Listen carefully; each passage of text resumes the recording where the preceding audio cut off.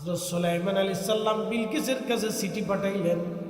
রানী বিলকিসরে বললেন, তাড়াতাড়ি তুমি আমার কাছে এসে কালেমা পড়ে মুসলমান হয়ে যাও, নতুবা এমন একটা বাহিনী তোমার কাছে পাঠাবো যে বাহিনী তোমার রাজ দরবার একবারে ধ্বংস করে ছেড়ে দেবে। রানী বিলকিস তিনি বিরাট বড় বাহিনী নিয়ে সুদূর ইয়ামান থেকে বাইতুল আকসার দিকে রওনা করলেন। সুলাইমান আলাইহিস সালাম রাজ দরবারের প্রাসাদের উপরে দাঁড়িয়ে আছেন। তিনি দেখলেন বিরাট একটা দল আসতেছে, শুধু ধোয়ার কুণ্ডলি দেখা যায়, বিরাট একটা বাহিনী নিয়ে আসতেছে। রানী বিলকিস উজির আজমকে ডাক দিয়ে বলেন, উজির, এত বড় বাহিনী আমার দেশে আসতেছে, এরা কারা? শত্রু দল না মিত্র দল? উজির বললেন, বাদশা, তারা কোনো শত্রু দল না, তারা রানী বিলকিস আপনার কাছে কালেমা পড়ে মুসলমান হওয়ার জন্য আসতেছে। সুলাইমান আলাইহিস সালাম বললেন, তাহলে নিচে নামো, পার্লামেন্ট ঘোষণা দাও। আমাদের দেশে যেমন পার্লামেন্টে প্রত্যেক দিন পার্লামেন্ট হচ্ছে, তর্ক বিতর্ক বহু হচ্ছে, তেল বেতাল নিয়ে বিরাট ঝগড়া ফাসাদ চলতেছে। পার্লামেন্টে বিরাট ঝগড়া ফাসাদ হয়, তেল বেতাল নিয়ে ঝগড়া ফাসাদ হয়, দেশের বিভিন্ন বিষয় নিয়ে ঝগড়া ফাসাদ হয়। হযরত সুলাইমান আলাইহিস সালামের বিরাট মন্ত্রী পরিষদের সামনে দাঁড়ায় বলেন, মন্ত্রীরা, তোমাদের মধ্যে কে আছো? রানী বিলকিস আমার রাজ দরবারের ভিতরে ঢোকার আগে তোমাদের ভিতরে কে আছে? রানী বিলকিসের সিংহাসন সুদূর ইয়ামান থেকে ফিলিস্তিনে আমার সামনে এনে উপস্থিত করবা বলো। ওই সময় একটা জিন, আল্লাহর কোরআন বলতেছে, ক্বালা ইফরিতুম মিনাল জিন্নি আনা আতিকা বিহি ক্বাবলা আন তাকুমা মিন মাকামিক। হুজুর, জিনদের মধ্যে ইফরিত জিন সবচেয়ে বড় জিন, শক্তিশালী জিন, হাত তুলে বলল, গো নবী, আমি সুলাইমান আলাইহিস সালাম আপনার সামনে রানী বিলকিসের সিংহাসনে এনে দিতে পারি। তার মানে বোঝা গেল জিনদের ভিতরে বুজুর্গ জিন আছে, জিনদের ভিতরেও আল্লাহওয়ালা জিন আছে, ঠিক কিনা? আল্লাহওয়ালা না থাকলে তো কোরআনে আল্লাহ এইভাবে তার পরিচয় দিত না। ক্বালা ইফরিতুম মিনাল জিন্নি আনা আতিকা বিহি ক্বাবলা আন তাকুমা মিন মাকামিক।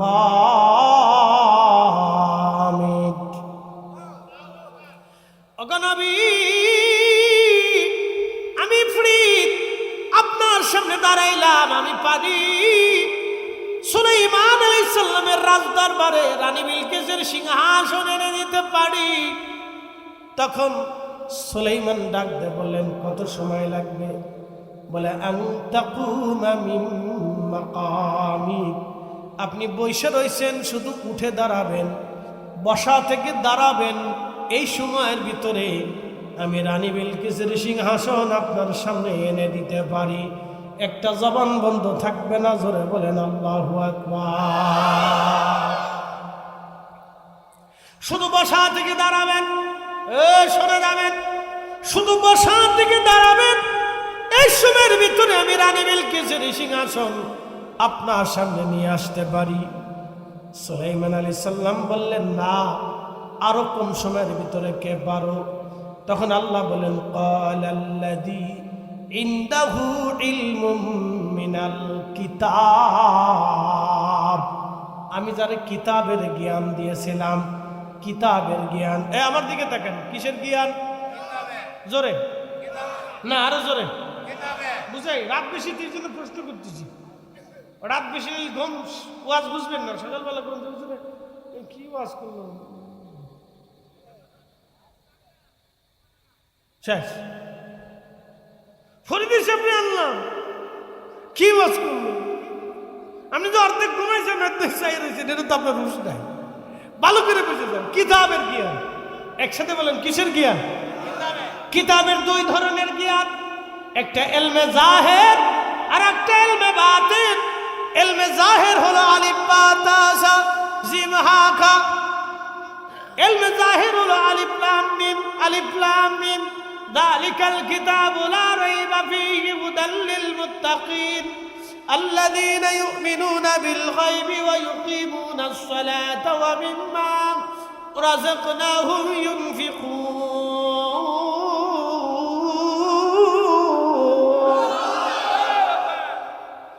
এটা হচ্ছে ইলমে জাহির।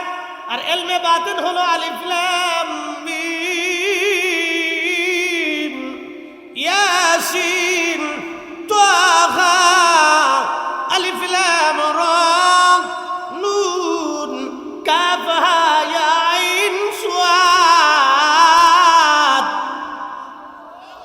আজ পর্যন্ত অর্থ কেউ করতে পারছে? এইটা ইলমে বাতিন। ইলমে বাতিন নাহি যারো হাসরে এসে অন্ধর। এই আমার দিকে তাকান, জিম দিয়েন না। ইলমে বাতিন এটা হুজুর কেবলার শের, কি মনে আসেনি? ইলমে বাতিন নাহি যারো হাসরে এসে অন্ধরায়, এশকে খুদা নাহি যারো দোজখেতে সেই রায়। ওরে এশকে খুদা নাহি যারো দোজখেতে সেই রায়। বগুড়াবাসী শুনে যাবেন, ভালো করে শুনে যাবেন। ইলমে বাতিন আলিফ লাম মিম। কেউ জানে না, কেউ জানে না। যিনি পাঠাইলেন তিনি জানেন, যিনি নিয়ে আসলেন জিবরাইল তিনিও জানেন না, যার কাছে পাঠাইলেন শুধু তিনি জানেন। মারহাবা কোন আরো জোরে। কাপড় কিনেন কি কিনেন না? কাপড়ের ভিতর কোন একটা নাম্বার লেখা থাকে, নাম্বারটা দেখে কিন্তু দোকানদার কাপড়ের দাম বলে। কি কথা কন না কা? অনেক সময় দাম মনে না থাকলে ওই কাপড়ে একটা নাম্বার আছে, ওই এটার নাম হচ্ছে কোড নাম্বার, গোপন কোড। এই কোড দেখে দোকানদার বলে দেয় কাপড়ও দাম আছে ৩৫০০ টাকা, অর্থাৎ সে ১০০০ টাকা লাভ ধরে তারপরে দাম কয়। কাস্টমার কমাইতে কমাইতে ৫০০ টাকায় নিয়ে এসে কয় ৩০০০ দিব, ২৮০০ দিব, ২৭০০ দিব। যখন ২৮০০ কয় তখন দোকানদার চিন্তা করে আমার ৩০০ থাকবে, আচ্ছা ঠিক আছে নিয়ে যান। ওই যে কোড নাম্বার, আল্লাহর এবং নবীজির মাঝখানে একটা গোপন মারিফতি কোড আছে। কোডের নাম আলিফ লাম মিম, আলিফ লাম র। দুনিয়ার কেউ জানবে না, শুধু আল্লাহ জানে, নবী জানে। আল্লাহ জানে, নবী জানে, আল্লাহ জানে, নবী জানে। জোরে বলেন আল্লাহ জানে, নবী জানে, আল্লাহ জানে, নবী জানে। জোরে বলেন শোন এনে দিতে পারি। কত সময় লাগবে? বলে আইয়ার তাদ্দা ইলাইকা তারফুক, শুধু চোখের পলক মারবেন, পলক। পলক মারতে দেরি হবে। সুলাইমানের ওই রানী বিলকিসের সিংহাসন আপনার সামনে আসতে দেরি হবে না, একটা জবান বন্ধ হবে না। জোরে বলেন আল্লাহু আকবার। না না আরো জোরে বলেন। আর বলতেছি আরো জোরে বলেন। চোখের পলকে যদি একজন আল্লাহর ওলি সুলাইমান আলাইহিস সালামের উম্মত, ওই উম্মত থেকে এই উম্মতের মর্যাদা ৭০ গুণ বেশি। জোরে ওই উম্মতের পাওয়ার থেকে এই উম্মতের পাওয়ার ৭০ গুণ বেশি। কত গুণ? জোরে জোরে। তাহলে চোখের পলকে যদি উনি সিংহাসন এনে দিতে পারে, আল্লাহ কোরআন সাক্ষী দিচ্ছে। আল্লাহ কোরআন বলতেছে চোখের পলকে নিয়ে আসলো। চোখের পলকে আইয়ার তাদ্দা ইলাইকা তারফুক, শুধু চোখের পলক মারবেন, এই পলকের ভিতরে আমি নিয়ে চলে আসব। ১ সেকেন্ডের ভিতরে যদি হাজার হাজার মাইল দূর থেকে এই সুলাইমান আলাইহিস সালামের রাজপ্রাসাদ, যদি হযরত রানী বিলকিসের রাজপ্রাসাদ, যদি হযরত আসিফ বিন বারকিয়া তিনি যদি এনে দিতে পারে, তাহলে আপনি বুঝেন তো এই নবীর উম্মতের পাওয়ার 70 গুণ মর্যাদা বেশি। উনি যদি চোখের পলকে নিয়ে আসতে পারে তাহলে এই উম্মতের পাওয়ার কি পরিমাণে হতে পারে। উনি তো চোখের পলকে আনবে, এই উম্মতের পলক লাগবে না, পলক লাগবে না, তারা চোখের ইশারায় কাজ সেরে ফেলবে। কথা বলেন ঠিক না বেঠে? এই জন্য জায়নামাজ বিছাই দিল, নদী ডুবাইল না। এই জন্য আনার সাগরের পানি লুটার ভিতরে নিয়ে চলে আসলো, সাগর খুঁজে পাওয়া গেল না। এই জন্য পাহাড় ইশারা করার পরে পাহাড় বসে গেল না, গাছ হেঁটে হেঁটে সালাম দিয়ে গেল। আহা, বনের পশুরা দাঁড়ায় যাইতো সাহায্য করতেই অলিদেরকে আল্লাহর কালেমা প্রচার করার জন্য। আল্লাহর অলিরা তামাম দুনিয়ার মধ্যে এমন ভাবে ছড়িয়ে গেলেন, পৃথিবীতে তাদের জন্য আমার আল্লাহ নদীকে রাস্তা বানাই দিলেন। জঙ্গলার প্রাণীগুলি পর্যন্ত তারা জঙ্গল ছেড়ে দিয়ে পালিয়ে চলে গেল। এটা হলো আধ্যাত্মিক ক্ষমতা, ইলমুম মিনাল কিতাব। কিতাবের জ্ঞান যাকে বলা হয়, কিতাবের জ্ঞান, কিতাবের জ্ঞান। এই জ্ঞান সবার ভিতরে থাকে না, এই জ্ঞান আল্লাহ তার অলিদেরকে দিয়ে থাকেন। আর অলিদের মাধ্যম দিয়ে আল্লাহ যারে খুশি করেন তারই কিতাবের জ্ঞান আল্লাহ দিয়ে থাকেন। এই জন্য কিতাবের জ্ঞানের অধিকারী যারা হয়ে গেছে তারা দুনিয়াতেও ধন্য, কবরও ধন্য, হাসরেও ধন্য। ইলমে বাতিন নাহি যার হাসরে সে অন্ধ হয়, ইশকে খুদা নাহি যারো দোজখেতে সেই রায়। ও হাজিরিন,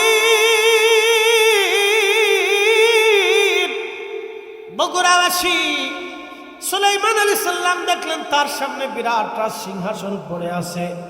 সুলাইমান বললেন, তাহলে একটা কাজ করো, সিংহাসনের চিত্র পরিবর্তন করে দাও। তার রং পরিবর্তন করে দেওয়া হলো। দেখি রানী বিলকিসের সিংহাসন চিনে কিনা। আল্লাহর কোরআন থেকে বলতেছি ভাই, ভালো করে শুনে যাবেন। আল্লাহর কোরআন, আকাশ ভেঙে গেল, পৃথিবী পড়ে গেল, সাগর শুকিয়ে গেল, কোরআন শরীফ কখনো মিথ্যা হবে না। ঠিক কিনা? তাহলে বোঝা গেল ইয়ামানিরা আগে থেকে সভ্য জাতি। ইয়ামিনেরা আগে থেকে কি জাতি? সভ্য। ইরানিরা আগে থেকে সভ্য জাতি। ফিলিস্তিনিরা আগে থেকে সভ্য জাতি। মাঝখানে এখন যারা যুদ্ধ বাঁধাইছে এরা হলো অসভ্য জাতি। এই আস্তে কানকে যারা বলে, ওই যে যারা জালিম গোষ্ঠী আইছে যুদ্ধ বাঁধাইছে এরা হলো অসভ্য জাতি। একসাথে বলেন কি জাতি? জোরে জোরে জোরে বলেন, জোরে। চোর আর ডাকাত। চোর আর অন্যের জমিতে এসে জোর করে দখল করে বাড়ি বানাবে, এটা ডাকাতি না? অন্যের সম্পদ লুট করে নিয়ে নিজের দেশ চালাবে, এই আমেরিকা, এটার নাম হলো ডাকাতি। এলো চোর আর ডাকাত। এই জোরে কম, জোরে বলে ডাকাত। এই ডাকাত গোষ্ঠী এসে যুদ্ধ দেখছে। খুব ভালো করে শুনে যাবেন হাজিরিন, ভালো করে বুঝে যাবেন ভাই আমার। হযরত সুলাইমান আলাইহিস সালাতু ওয়াস সালাম তেনার রাজপ্রাসাদের ভিতরে রানী বিলকিস ঢুকলেন। ঢোকার পরে সুলাইমান আলাইহিস সালাতু ওয়াস সালাম রানী বিলকিসকে কালেমার দাওয়াত দিলেন। সে কালেমা পড়লেন। রানী বিলকিসকে বললেন, দেখেন তো এই প্রাসাদ, এই সিংহাসন চিনেন কিনা? রানী বিলকিস বলতেছে, হুজুর এই সিংহাসন দেখতে তো আমার সিংহাসনের মতোই দেখা যায়। তখন রানী বিলকিসকে সুলাইমান বললেন, তাহলে আপনি জ্ঞানী, আপনি মেধাবী মহিলা, আপনি জ্ঞানী মহিলা, মেধাবী মহিলা। ভালো করে শুনে যান। তার মানে বোঝা গেল মহিলাদের ভিতরে মেধাবী মহিলা আছে। জোরে বলেন, মহিলাদের ভিতরে মেধাবী মহিলা, মহিলাদের ভিতরে জ্ঞানী মহিলা। যেমন আমাদের আম্মাজান আয়েশা। জোরে বলেন আম্মাজান আয়েশা। জোরে বলেন আম্মাজান আয়েশা। তিনি ছিলেন এই উম্মতের উস্তাজা, হাদিসের শিক্ষক। উনি 2200 হাদিস এই উম্মতকে শিখাইছেন। আল্লাহু আকবার। জোরে, আরো জোরে, না আরো জোরে। আর আমরা দেশের বেডিরা ফুচকা খাওয়া শিখছে। আস্তে কনকে জোরে বলেন, শর্টপটি। কি শর্টপটি, কেমনে মেকআপ করবে, কেমনে কোন ভাঙে ভাঙে কাপড় বানাবে, আর কেমনে টিকটক করবে। কথা ঠিক আছে কিনা? আর হযরত আম্মা জান আয়েশা ছিলেন উম্মতের উস্তাদা, 2200 হাদিস উনি উম্মতকে শিখিয়েছেন। একসাথে বলবেন না মারহাবা। হযরত আম্মা জান উম্মে হাফসা, উম্মে আইমান, উম্মে সালমা, উম্মে হাবিবা, এরা এই উম্মতের উস্তাদা। এই উম্মত তাদের কাছ থেকে হাদিস শিখতো। একসাথে বলবেন আল্লাহু আকবার। না হয় না, আরো জোরে বলেন। তারা আলেমা, জাহেদা, আবেদা, সালেহা। আমার রাসূলের বিবিরা সবাই ছিলেন আলেমা, জাহেদা, আবেদা, তাহেরা, তাইয়্যিবা। ভালো করে শুনে যাবেন, আমাদের নবীর বিবিরা ছিলেন আলেমা। তারা এই উম্মতকে হাদিস শিখিয়ে গেছেন। 2200 হাদিস আমরার আম্মা জান আমাদের শিখিয়ে গেছেন। একসাথে কোন আল্লাহু আকবার। আহা, আর আমাদের নারীদের অবস্থা কি হইল? যে যত বেশি সাজতে পারে আমরা মনে করি এই বেডি বেশি সুন্দর। সাজলে যদি বেশি সুন্দর হওয়া যায় তো তাহলে তো আমাদের দেশের প্রতিটা নারীও বেশি সুন্দর হওয়ার কথা। এখন যারা টিকটক বানাইয়া সুন্দরী বউরে দিয়ে টিকটক বানাইয়া কামাই করে খায়, এরা মূলত পতিতা বৃত্তি করে খায়, বউয়ের শরীর দেখাইয়া টাকা কামাই করে।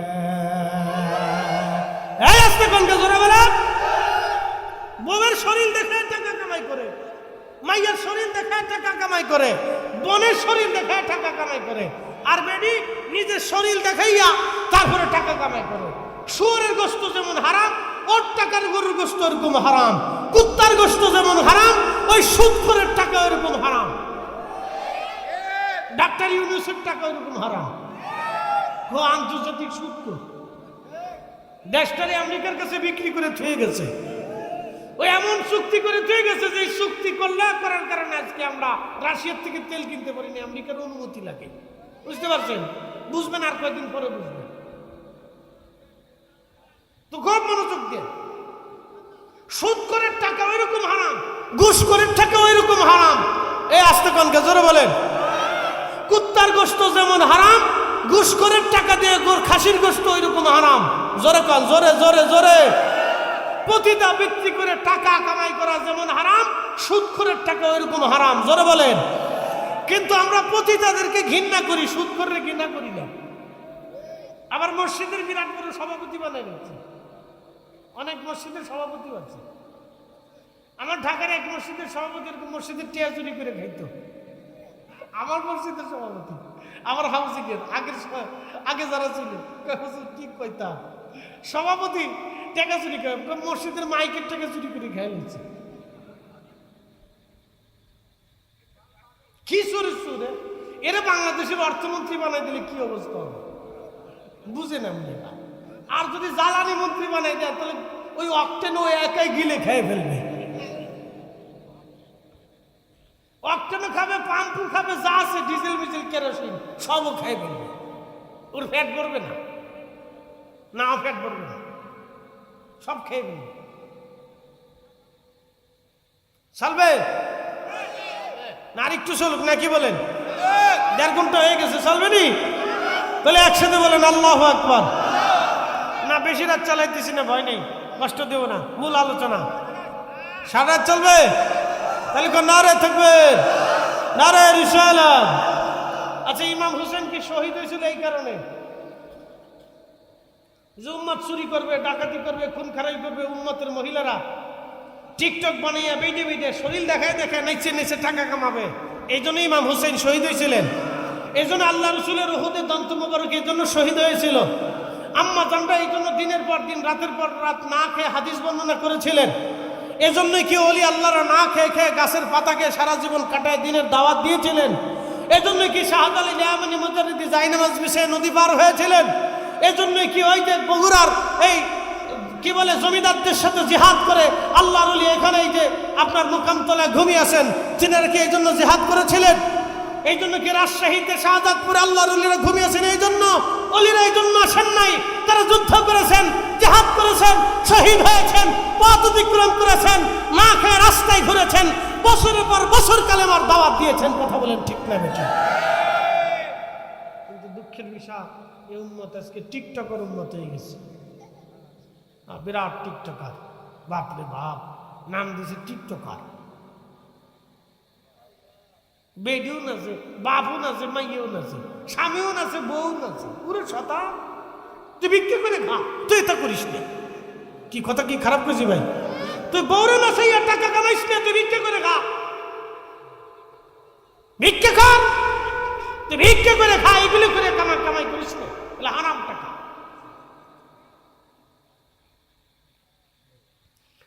ভালো করে শোনে নামেন বগুড়াবাসী, আলোচনা লম্বাইতো না, ইতির দিকে নিয়ে আসতেছি। ভাই আমার, আল্লাহর ওলিদের কথা বলতে বলতে অনেক দূর পর্যন্ত চলে গেলাম। এটা কালবের বিদ্যা। প্রশ্ন রাখবেন ফরিদি সাহেব, এই বিদ্যা অর্জন করতে হলে আমার কি করতে হবে? ভাইজান, এক নাম্বার শুনে যান। আল্লাহর কোরআন বলতেছে, ক্বাদ আফলাহা মান যাক্কাহা ওয়া ক্বাদ খাবা মান দাসসাহা। এক নাম্বার, তোমার অন্তরকে পরিশুদ্ধ করো, আত্মাকে পাক বানাও। প্রশ্ন করবেন ফরিদি সাহেব, আত্মাকে কেমনে পাক বানাবো? আপনি বাইরে ওযু করলেন কিন্তু ভিতরে না পাক। আবার শুনে দেন, আমি ওযু করে আসলাম কিন্তু যাই নামাজ না পাক।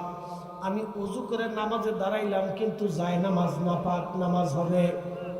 হ্যাঁ, আমি নামাজে দাঁড়াইলাম, ওযু করলাম কিন্তু খাই আইছি মদ, নামাজ হবে? আমি ওযু করে নামাজে দাঁড়াইলাম কিন্তু আমি খাইলাম শুয়োরের গোশত, জোরে না একসাথে বলে নামাজ হবে? বলে কারণ কি? ওই নাপাক জিনিস খাওয়ার কারণে আমার শরীর নাপাক হয়ে গেছে। না, এইভাবে চলবে না, এসে করবে না, নানান কথাবার্তা চলতেছে। তো সুলাইমান আলাইহিস সালাম পার্লামেন্ট ঘোষণা দিলেন। তার পার্লামেন্টে 350 ছিল মানুষ মন্ত্রী, 350 ছিল জিন মন্ত্রী। মারহাবা কর, এই আমার দিকে তাকান। অনেকে 38 জিন আছে, জিন নাই কোন জায়গা? আজকের মাহফিলেও জিন আছে। কি মারহাবা কর না? আপনার মাহফিলে কি আছে? মসজিদে জিনেরা নামাজ পড়তে আছে। কি কথা কর না? আসে না? আপনি দেখেন না, সেটা আপনার চোখের দোষ। আমি তো দেখি জিন আছে, ওয়াজে জিনেরা এসে বসে ওয়াজ শুনতেছেন, আপনি দেখেন না, আপনার চোখের দোষ। তো জিন যদি না থাকে তো কোরআন শরীফে সূরা জিন মিথ্যা হয়ে যাবে। কি কথা কর না? ওমা খালাকতুল জিন্না ওয়াল ইনসা ইল্লা লিয়াবুদুন। মানুষ আর জিন দুইটা জাতিরে বানাইছি আমার ইবাদত করার জন্য। মানুষও নামাজ পড়ে, জিনেরাও নামাজ পড়ে। মানুষও রোজা রাখে, জিনেরাও রাখে। মানুষও জিকির করে, জিনেরাও জিকির করে। মানুষও মিলাদ পড়ে, জিনেরাও মিলাদ পড়ে। মানুষও দোয়া করে, জিনেরাও দোয়া করে। একসাথে কেন মারাবা? তো জিন না আছে কোন জায়গায়? খালি জিন, খালি 38 নাকি? যারা বলে তারা কোরআন বুঝে না, কিন্তু সারাদিন কবে আমরা কোরআন থেকে বলতেছি। কি এক আশ্চর্য! জিন না আছে কোন জায়গায়? বাংলাদেশের জোরের ভিতরে জিন থাকে, পাহাড়ে জিন আছে, সাগরে জিন আছে, সাগরের নিচে জিন আছে। মালদ্বীপে গেছি আমি ওয়াজ করার জন্য, মাহফিল শেষ করে। 700 বছর আগে মালদ্বীপে যিনি ইসলাম আনলেন তার নাম ইব্রাহিম ইস্কান্দারি রাহিমাহুল্লাহ, তার মাজার জিয়ারত করছে। মালদ্বীপে ইসলামী আসছে জিনকে কেন্দ্র করে, কোরআন তেলাওয়াত দিয়া। একসাথে বলবেন আল্লাহু আকবার। কারামত দিয়া। কি দিয়া? কথা কন না? কারামত দিয়ে মালদ্বীপে ইসলাম হয়েছে। বাংলাদেশেও কারামত দিয়ে ইসলাম আসছে। ওই দিন যদি শাহজালাল ইয়ামানি যাই নামাজ বিছাইতেন না পারতেন, তাহলে ইসলাম আর নসিবে হইতো না। কি কথা কন না? যাই নামাজ বিছাইছিলেন বিদায়। কিছু মৌলবী বই লেখছে, শাহজালাল ইয়ামানি যাই নামাজ পানির উপর বিছেন নাই, কলা গাছ দিয়ে নদী পারিছি। আমি কে তুই দেখছত কলা, খাইছত কলা, চিনছত কলা, তুই মরার পরে পাবিও কলা। ওর জিন্দিগি কলা। কি কথা কন না? ঘুমাইছে নি?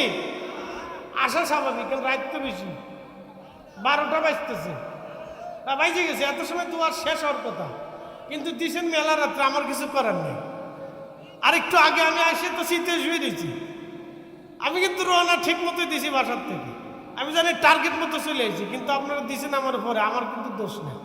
আমি কেছিলাম আমার 10টার সময় উঠান, কিন্তু আপনারা উঠেছেন দেরিতে, দোষ কিন্তু আমার না।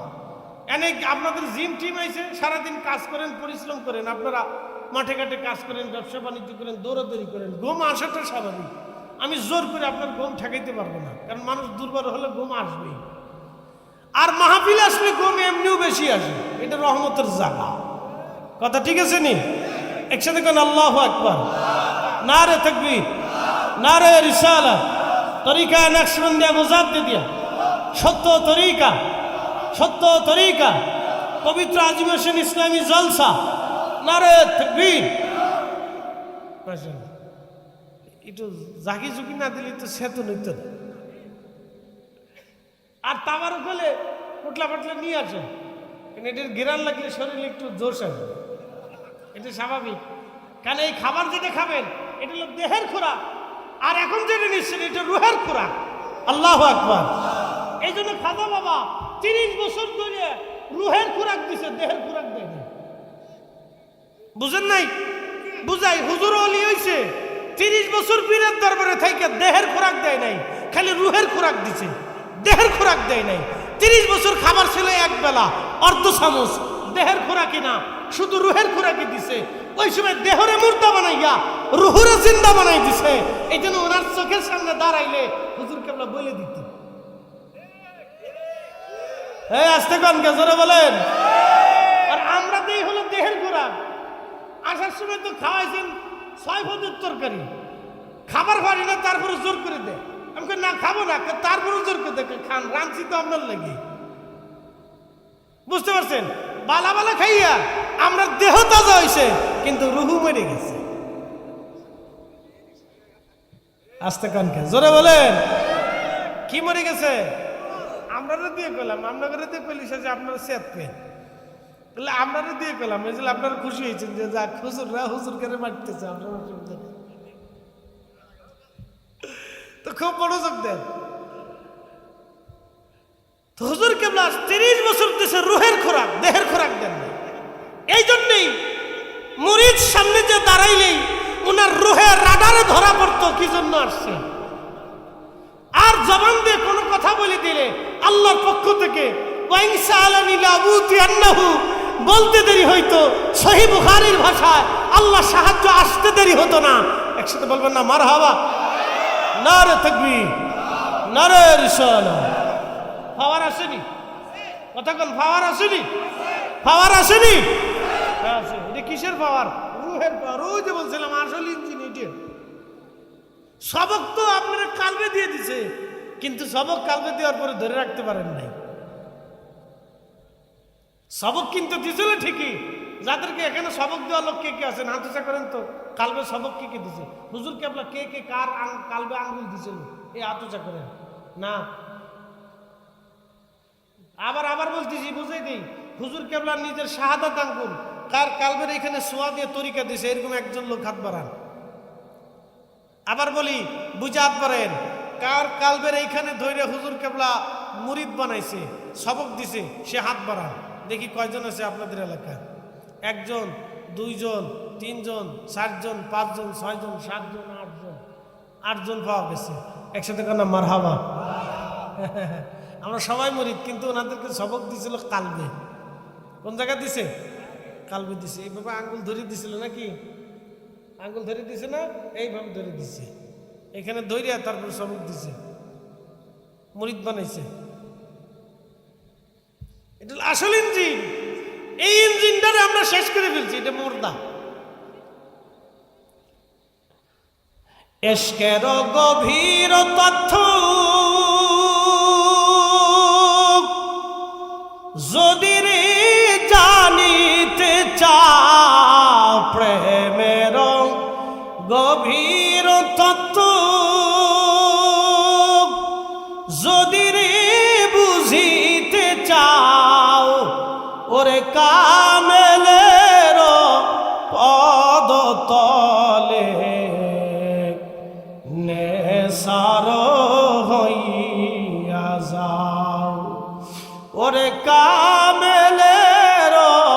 পদতলে নেশার হইয়া যাও। সে সাধুর প্রেম সুধার চলবে, লাড়াচাড়া দেন, চলবে। সে সাধুর প্রেম সুধারান আসে যে জন পিপাসায়, ফয়েজ বিজলিতে যার যার তাজাল্লি ঢেউ খেলায়। দেখ না ফরিদ করিল দান, অমূল্য চক্ষু রতন ইব্রাহিম সারিয়া দিল মহামূল্য সিংহাসন। ওরে ইব্রাহিম সারিয়া দিল